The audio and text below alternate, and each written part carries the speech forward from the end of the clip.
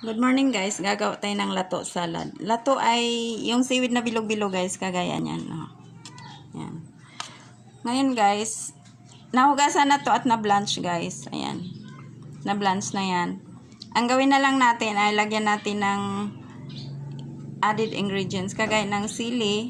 Yan guys. Kamatis. At saka yung red onion. Yan guys. Pero dapat may luya to siya guys. Kasi ang masarap naman talaga sa kinilaw ay or kilawin ay luya. Kaso, hindi tayo nakabili.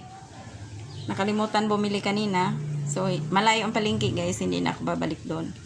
So, ngayon timplahan na lang natin ng calamansi juice na may asin, suka at saka paminta. Naka-ready na to guys. Ayan o. Boss ko na lang.